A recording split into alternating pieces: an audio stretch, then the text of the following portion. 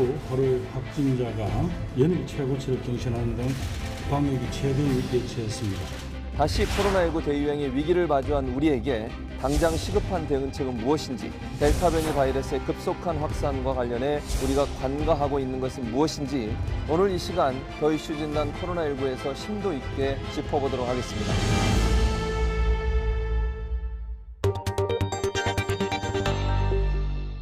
네, 코로나19 이슈에 대해 한 발 더 깊이 들어가보는 시간, 더 이슈 진단 코로나19 시작하도록 하겠습니다. 먼저 늘 저희와 함께 하시는 두 분이시죠. 이재갑 교수 그리고 박지훈 변호사 오셨습니다.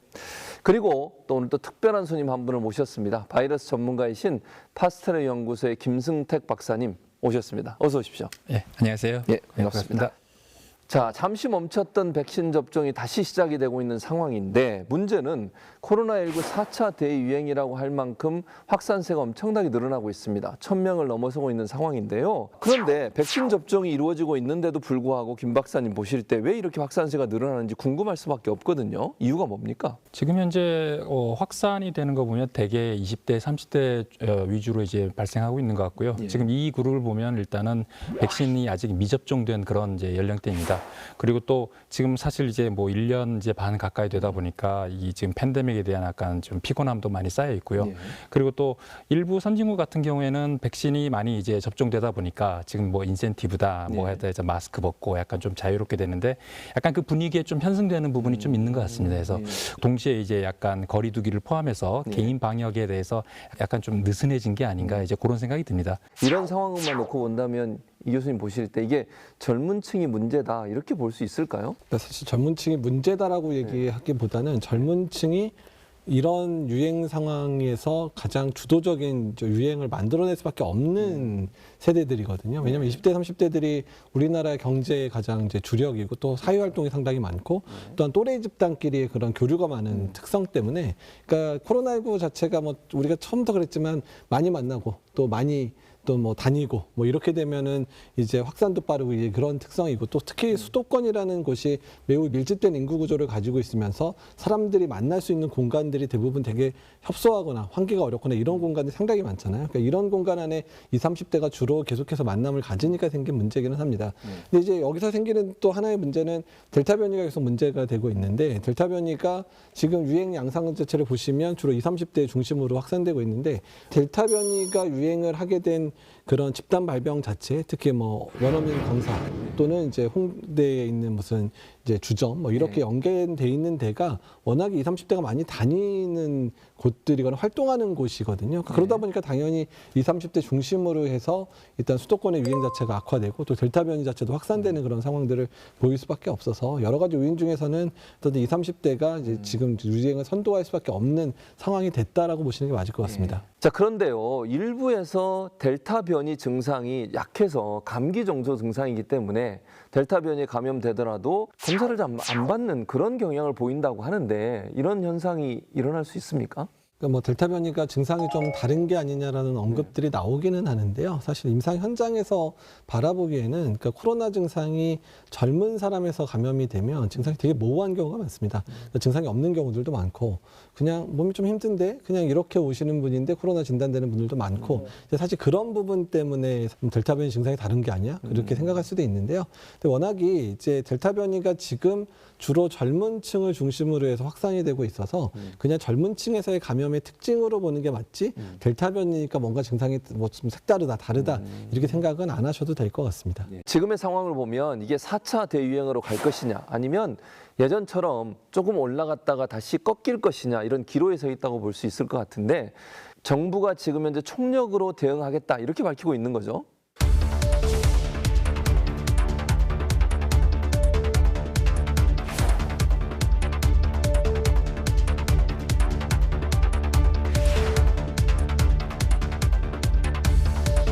과감한 결단과 신속한 실행만이 답이라는 판단하에서 정부는 수도권에 새로운 거리두기 4단계를 적용하기로 결정했습니다.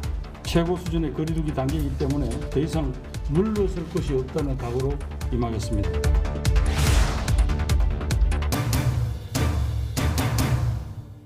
그러니까 앞으로의 상황이 어떻게 될지는 사실 어느 전문가도 예측하기가 어려워요. 많은 전문가들이 사실은 방역이 악화되는 문제를 고민하기 때문에 매우 강한 메시지를 전달을 하고 있는 상황이거든요. 근데 우리나라의 그런 특징들이 뭐냐면 방역 단계를 올리기 전에 국민들이 먼저 움직이는, 그러니까 이런 위기 상황에 대해서 본인이 깨닫고 먼저 방역에 동참하는 모습들을 지금까지 보여왔어요. 그러니까 사실 그러기 때문에 정부 차원에서 메시지 전달을 잘하라고 얘기를 하는 부분이었거든요. 그래서 국민들께서 만약에 지금부터라도 상당히 조심해 주시고 일단 활동 반경 줄여주시고 모임이나 이런 것들 취소하시고 이런다면 다음 주부터는 더 나빠지진 않고 그래도 그냥 지금과 비슷한 수준으로 1, 2, 3주 가다가 떨어진 코스로 가겠지만, 만약에 지금 상황에서 국민들이 뭐 이제 나 1년 6개월까지 너무 힘들어서 나는 더 이상 못해, 뭐 이런 상황이 돼버리면 정말 다음 주는 뭐 2,000명 이렇게 늘어날 수도 있는 상황이 될 수도 있기 때문에 지금의 일주일 또는 2주간의 상황이 상당히 중요하다는 겁니다. 새로운 사회적 거리두기 단계로 보면 4단계가 제일 높은 단계잖아요. 4단계가 되면 어떻게 바뀌는지 이것도 궁금한데요. 일단 이달부터 시행된 거리두기 체계 중에 4단계 가장 강력한데요. 네.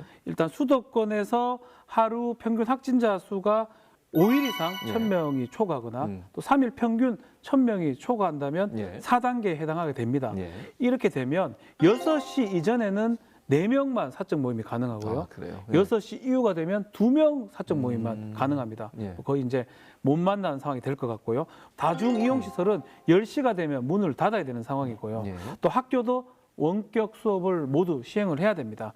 제조업을 제한 사업장은 30% 이상 이 재택근무를 또 해야 되고 종교시설도 비대면되고 스포츠도 지금 무관중으로 해야 되는 상황이 생길 수 있습니다. 이 와중에 또 논란이 되고 문제가 되고 있는 것이 백신 접종을 하고 2주 이후에 확진이 되는 소위 돌파 감염이라고 하는 것이 늘어나고 있다는 데 문제가 있다고 보여지는데, 김 박사님 보실 때 이런 상황 어떻게 보고 계세요?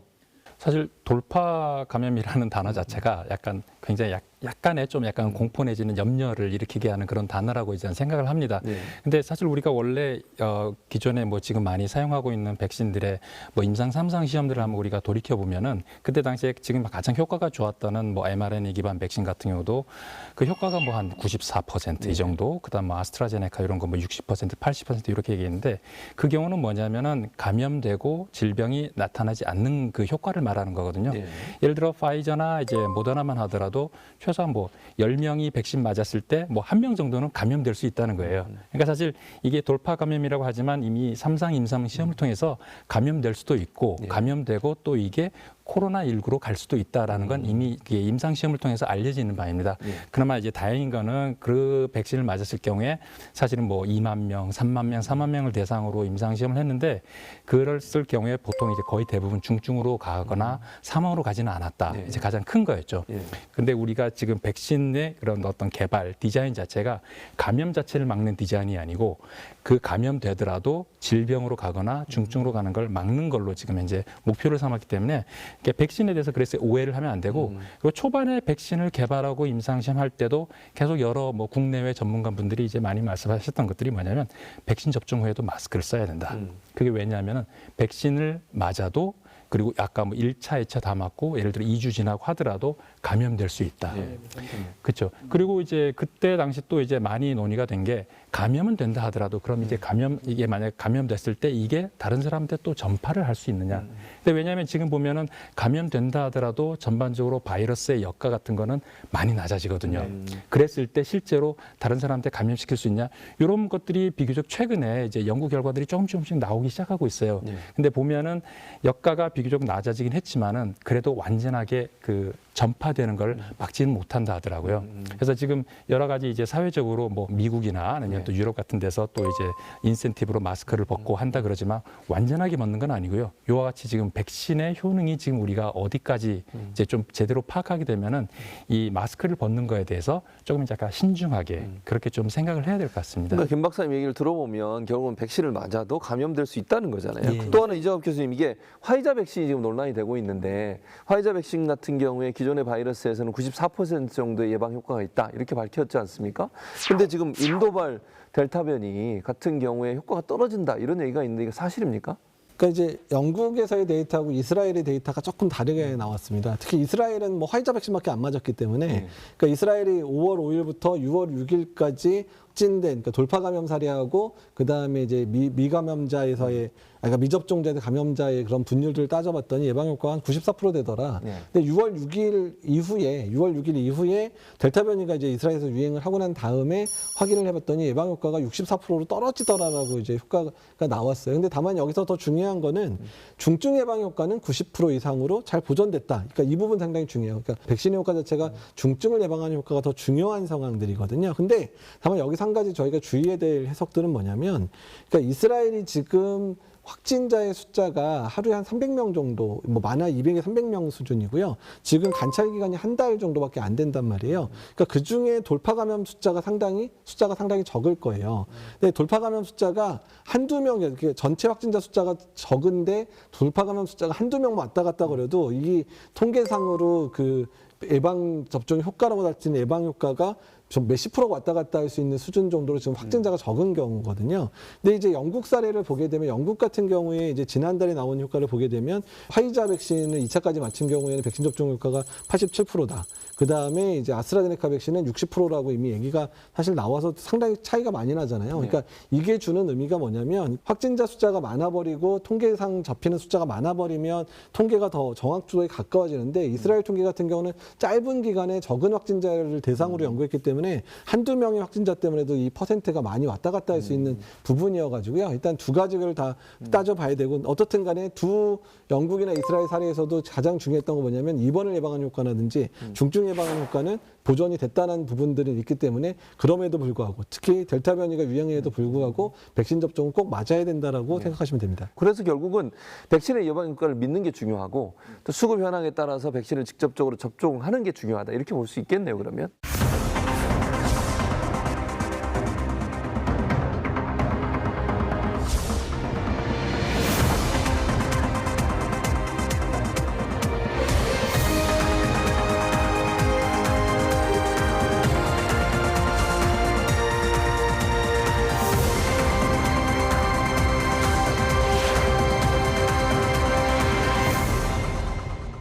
네, 지난 5일부터 하반기 백신 예방 접종이 시작됐습니다.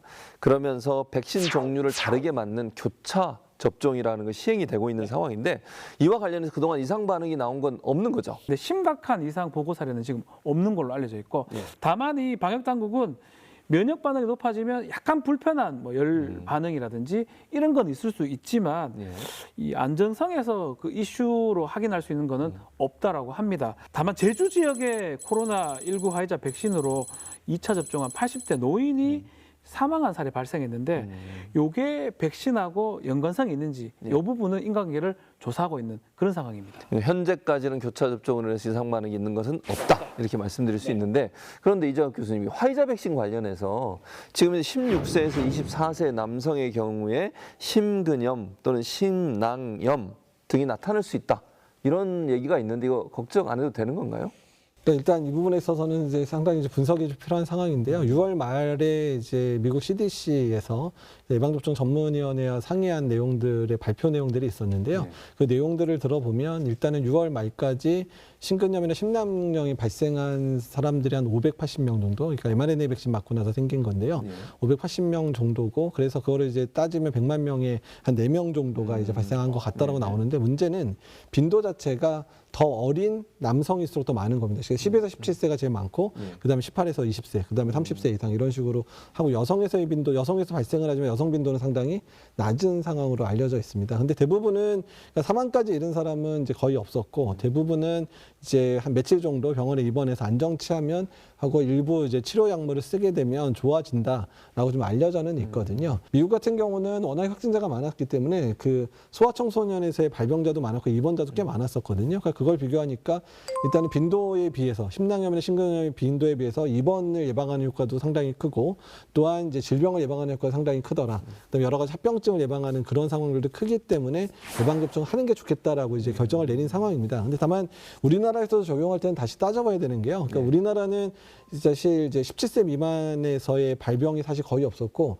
우리나라가 20세 미만 사망자가 한 명도 없거든요. 그러니까 이런 상황에서 미국하고 똑같이 이제 백신 접종에 이득하고 그다음에 이런 심낭염이나 이런 거에 위험성 필요성들을 따질 때 우리나라 내에서도 그게 같이 적용될지에 대해서는 우리나라 내에서의 통계 작업을 통해서 한 번 더 검증을 해야 될 것 같고요. 그러니까 이 부분에 대해서는 지금 이제 질병관리청 주도로 해서 소아청소년과 선생님들과 상의해서 우리나라 내에서 이제 11세에서 16세까지 예방접종을 실제로 적용할 건지 말 건지에 대한 고민들을 좀 하고 있는 상황입니다. 네, 뭐 지금 말씀을 들어보니까 아직까지는 코로나19 대응의 가장 확실한 방법은 백신 접종이다. 네. 이렇게 얘기 드릴 수 있을 것 같아요.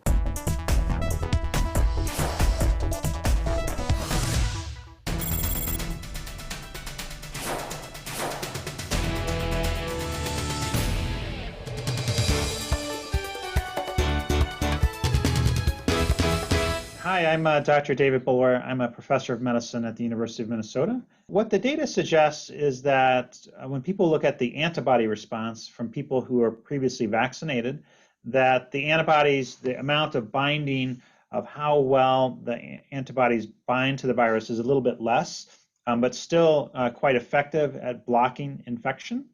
And so that is based on blood samples taken from people previously vaccinated.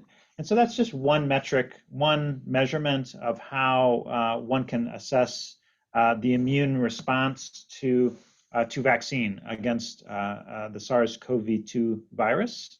And so when one looks in the real world of what happens in people, that after vaccine, that there's not very much protection, that it's sort of under 30% protection compared to unvaccinated people after just one dose of the vaccine.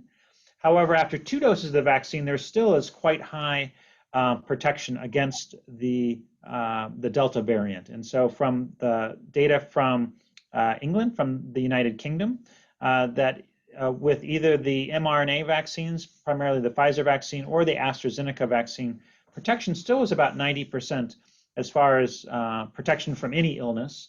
And most of the illness that did occur was mild. And it actually turns out if you get 2 different types of vaccines, that may be even better than getting the same type of vaccine twice. And so either way would be protective, but they do need certainly both doses of the vaccine to be protected. And so with 1 dose only, people are not very well protected against particularly the Delta variant.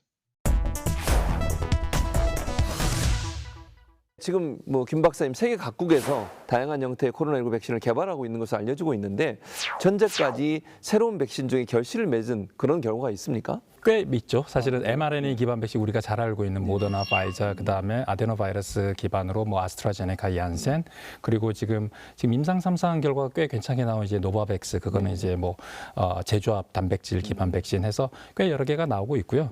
전반적으로 지금 개발하는 현황을 보게 되면은 전 세계에서 지금 현재 한 95개 정도 지금 임상을 지금 현재 진행 중이고요. 그 중에 약 32개 정도는 지금 마지막 단계, 그러니까 임상 3상 현재 지금 진행 중이십니다.